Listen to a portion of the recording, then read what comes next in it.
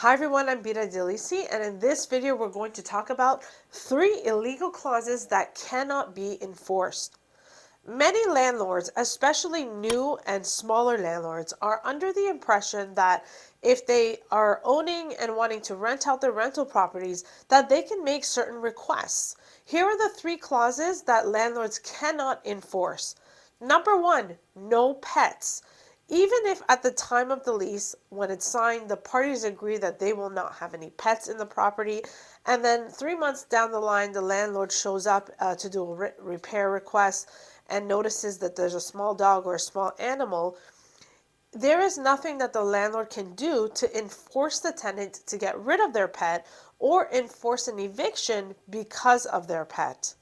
Unless that pet is a dangerous animal, unless that pet has attacked another tenant, or or a landlord in and on the complex, there's nothing really that the landlord can do. There is an exception, however, if the landlord and the tenant are living in the same complex or in the same building, and the landlord is allergic to that pet, and I don't just mean saying I'm just allergic for the sake of saying it. I mean if there's a legitimate medical report that says that a landlord or another tenant is legitimately allergic to that pet, then the landlord can file an application to enforce an eviction through the landlord and tenant board. Number 2, a landlord cannot dictate that the tenant pay rent by any method of rent payment, being that it's post-dated check, being that it's an e-transfer, being that it's cash.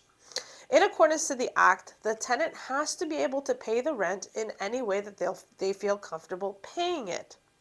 In the Ontario Standard Lease, there's actually a section of it stating what method of rent payment the parties agreed to at the time of the lease.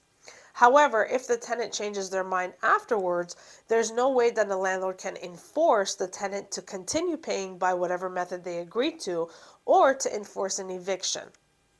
And number 3, a landlord cannot enforce a tenant to be responsible for maintenance, and that includes grass cutting, lawn care, changing furnace filters, or changing light bulbs. The Residential Tenancies Act does not make direct reference to these repairs. However, in accordance to Section 20 of the Act, it does state that the landlord is responsible to maintain and repair the property. And that includes changing furnace filters, changing light bulbs, and keeping the grounds clear and free of any snow, ice, and grass cutting.